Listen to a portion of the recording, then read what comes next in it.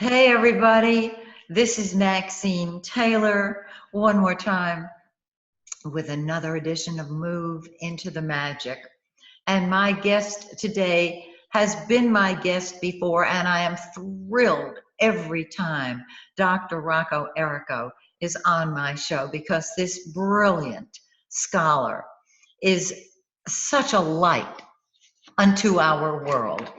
Those of you who may not have ever seen or heard Rocco Errico, he is a brilliant scholar who has gone back to the original Aramaic, so that when he interprets and describes the events in the Bible, it is from a Semitic Aramaic perspective. And he is internationally known. I'm always thrilled to have him as my guest. I'm going to give you his website right now because once he starts talking, I don't want to interrupt him. His website is Noohra.org. I'll spell that for you, Noohra.org. And today, the reason I'm so excited to have him as my guest is because in view of the world situation, in view of what is going on in the United States, I asked him if he would please address that from a biblical, spiritual way of looking at things, which is the way he does everything. And his topic today is our present metaphysical crisis. Now you know. I cannot wait to hear from my dear friend, Rocco Errico. Rocco, welcome to Move Into the Magic. Thank you, Maxine. I'm always glad to be with you on your program. It's a wonderful program. I have you on my YouTube, too, for several shows that we've done together, But, you've raised something that a lot of people are having trouble with today. And that is the metaphysical existential crisis we are finding ourselves in. It's all over the world, but we're really feeling it here. We've kind of been like in a bubble for a long time here in the States. Now, all of a sudden, everything is busting wide open. People are becoming angry. People are saying things and doing things that used to stay hidden in the hearts and minds of people. And this is what I call, this whole thing is like festering and coming to a head. And there's a reason for it. It has to. That what is hidden has to be brought out. So even though there are negative things, there are positive things. This means we're at a turning point. Yes. We're at a turning point. And, we just can't look at it just politically or just one way only. It's touching everything in our lives. It's touching business. It's touching politics. It's touching religion. It's touching philosophy. Everything we hold dear seems to be in an upheaval, and everyone is fighting for their particular notion and idea.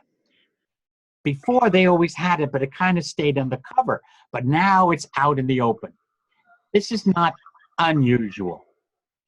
When you read scriptures, starting in the very, beginning in Genesis, it's stories of crisis. And which way will we turn? Which way will we go?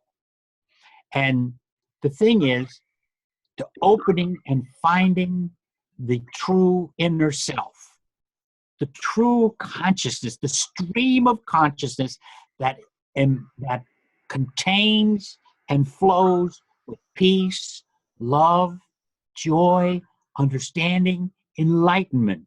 This is what counts. And this is what the story of the Bible is. People always ask me, well, why do we want to even bother with the Bible? I said, because you don't understand. The story of the scripture is the story of transcending consciousness. It's each stage of development. Human consciousness. We're talking about human consciousness, not something spooky out there. I'm talking about us, humanity. And it's the story of transcending consciousness. But there was always a crisis before someone transcends. There always seems to be that. And these stories are just like that. That's why they're not myth in the sense like mythical stories where you have dragons, where you have all kinds of magical things happen, which are fun to read. But the Bible isn't written like that. It's written about people, the crisis they go through, and how they discovered a way to transcend in the midst of a crisis. And then you have Jesus of Nazareth, who understood this problem that we are going through. He understood it 2,000 years ago because they were in a crisis. How would you like to have been living in a land where another nation was occupying your land, ruling over you, telling you what you could and couldn't do? They allowed your religious freedom. No one likes to be allowed religious freedom. We are free. It's like husband and wife.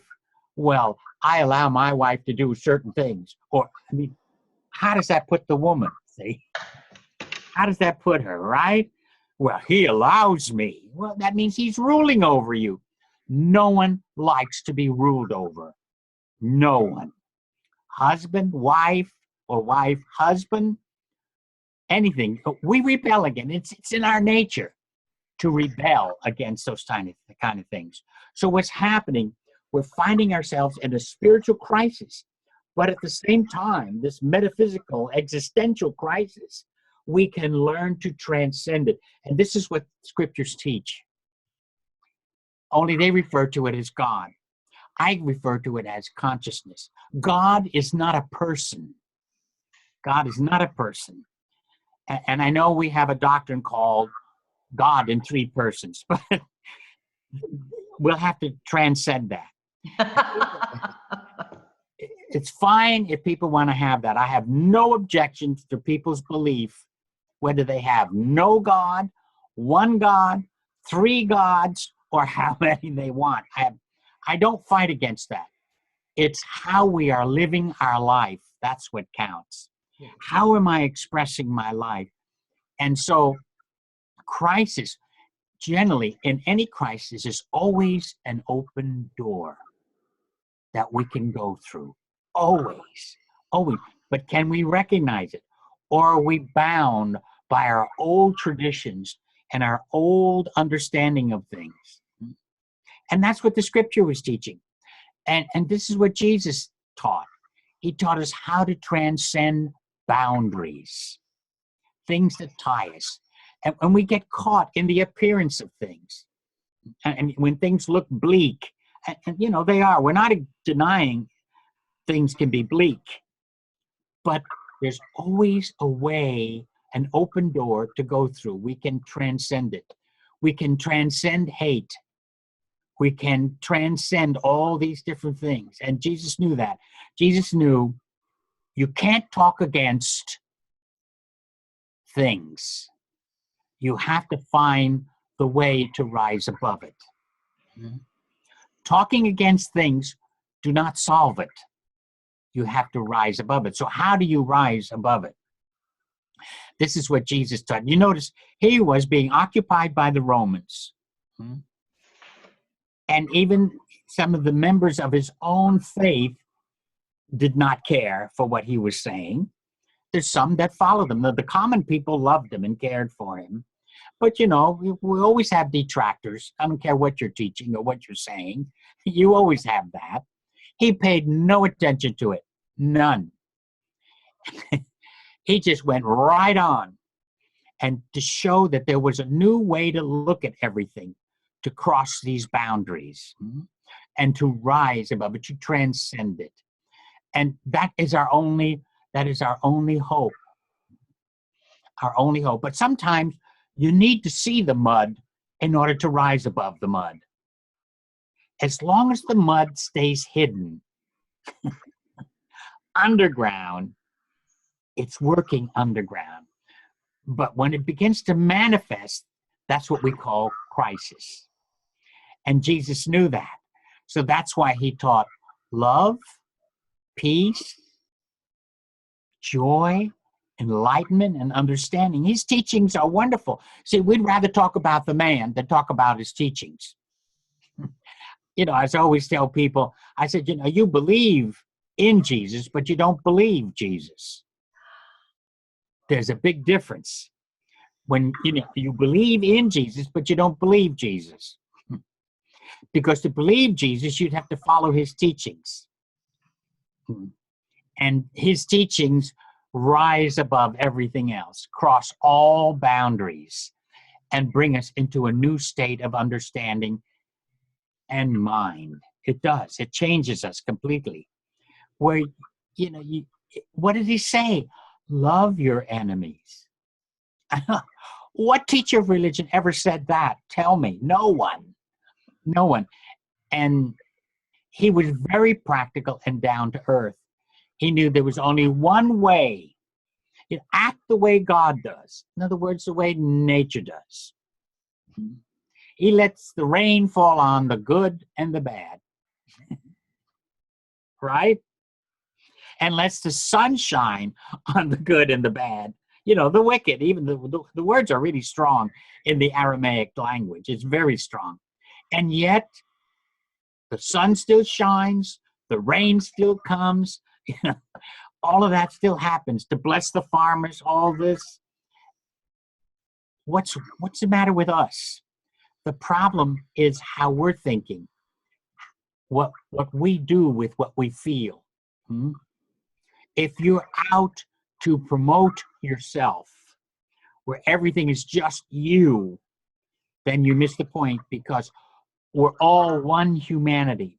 You know how I refer to humanity? Like our body, our physical body. How is that? Because the body is one, right? But it individualizes, you know, as a finger, or as nose, or as eyes. In other words, we use the word parts, but I don't like parts. We don't have body parts. You know, we always refer to body parts. We don't have body parts. I like the Latin and the old way they referred to the body. We have living members, because it's all one. This finger, I'm sorry, is not separated from anything that's the rest of my body. It is never separate. Never separate. And we don't understand the word separate and individual. Individual means undivided. If you are an individual, you're a non-divided. You are one. So humanity is like one body, but it differentiates itself. Humanity differentiates itself. And that's why for all the different religions, all this is why I like reading the scriptures. You take like Abraham. Let's go back into the scriptures now. Talk about Abraham. Abraham was from ancient Mesopotamia, Beth Naharaim, which is the land of the rivers, Euphrates and Tigris, which was northern Iraq. When he left his family, he was on the other side of the river Euphrates. He was in between Euphrates and Tigris. The lower part was Euphrates, the other was Tigris up here, and he was living there in Haran. And this was all called ancient Mesopotamia. And his father and his brothers, he had two brothers, Abraham, they worshipped other gods. His father Terah worshipped many gods. But Abraham all of a sudden was singled out in a dream he had. And he left his family, left the place that he was used to, everything, relatives, everything, and moved and went down into the land of Canaan, which we call Israel today. In the ancient world, it was called Canaan. He didn't know anyone there, nothing. And when he met other people of other faiths, he never put them down, never knocked them, never did anything. He believed in his God, but he never put down on the gods of other people. He had what I call a true religion. because he did not let other people's beliefs stop him from even tithing to them, which he did to Melchizedek, and also to other people. He didn't believe in it. And his son Isaac was that way, and Jacob was that way. Jacob, when he had to flee back into Mesopotamia because of what he did with his brother. His brother was going to kill him, his twin brother, and he had to flee back into northern Iraq. And there he had 11 sons. So all the tribes of Israel, because his name was changed to Israel later on, all of his sons were born in Mesopotamia, not in Israel or what we call Canaan. They were born in Mesopotamia. And when his uncle tried to bring him back into the land, he was staying with his uncle. They swore, the uncle swore on his gods, and Jacob swore on his God. He never put down on his uncle. He didn't believe in those gods, but he never put down on them. What am I saying? Why am I bringing this out? I'm bringing it out today because today in America, people are fighting each other over religion. They're fighting each other over race. They're creating riots. And even those who believe that, we shouldn't follow these people who believe in hate. No, we shouldn't, and we don't. But to start a fight, to start a riot, you don't have the true understanding of yourself. That person who is teaching hate still belongs to you. They are a part of you. We don't want to admit that, but they're a part of us.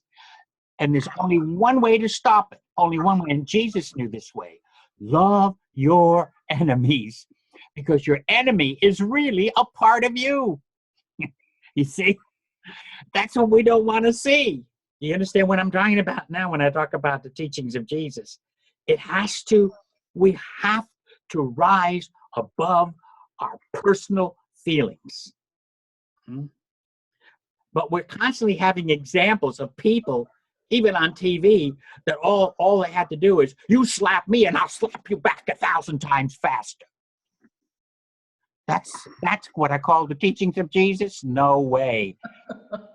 Jesus said, if someone slap you on one side of the cheek, what are you supposed to do? Turn the other cheek. Turn the other cheek, which means, this is all Aramaic idiomatic terms of speech, which means learn to turn down the rhetoric, learn to turn down all of that, to find harmony and peace. I can't make a friend of an enemy unless I approach it from this angle. I can't do it. If you slap me, I want to slap you back 100 times, you see. But Jesus taught the opposite. Go against what you normally would do. Give them a chance. I always give people a chance. Some people won't take it, though. They won't take it. But I still don't attack them. I can't do anything with them, so I just stay away from them because they won't have it. I want it to be open and free, but they don't want it that way. And this is what Jesus will never have peace. We'll never have understanding until we go back to the understanding of who and what we really are. We are children of God. Children, when I mean God, I don't mean some deity in the sky somewhere. It means that true sense of our spiritual nature. That's why I say we're in a metaphysical, spiritual, existential crisis. Nationally, internally, internationally, all over, religiously, business-wise, everything, because everyone wants it their way, and they don't seek to find the harmonious way. How can we have harmony? But when someone gets a little bit of power, watch out, because it corrupts. Power corrupts. And we think by knocking things over, we can straighten it out. No, we can't. We have to go another way. And this is what the scriptures teach. The scriptures teach this way. You know, you can't get it at one time. It's something you do in your heart, something you do in your mind. And the reason why I use the heart and the mind, there's three things that work in us. Mind is not the brain. Mind is more than the brain. The brain is strictly the physical workings for the mind to work through. But the mind works with brain, heart, and intestines. Works with all three. And we know that even physically today. All three work together. And you have to come from your gut. You have to come. You know, we always talk about the heart, but it's also the gut too. Yes. The gut is the main distributor of all the nutrients. The heart doesn't do that. The heart just keeps the circulation going. The pump, we call it a pump, but that's something else too, which I'm not going to get into. But it's the intestines. That's why we call the intestines the second brain, the solar plexus, because it distributes. It distributes. When you get bad news, where do you feel it? You feel it in the solar plexus, see? And Jesus when he gave his teachings, he was talking from a depth of the solar plexus. And to love your enemy, you got to come from the solar plexus. You can't come from here, because here wants to logically straighten it out this way and that way and follow what I say, you know. But it doesn't work that way. It has to come from an inner sense of self. So what is the answer? How can we get through today?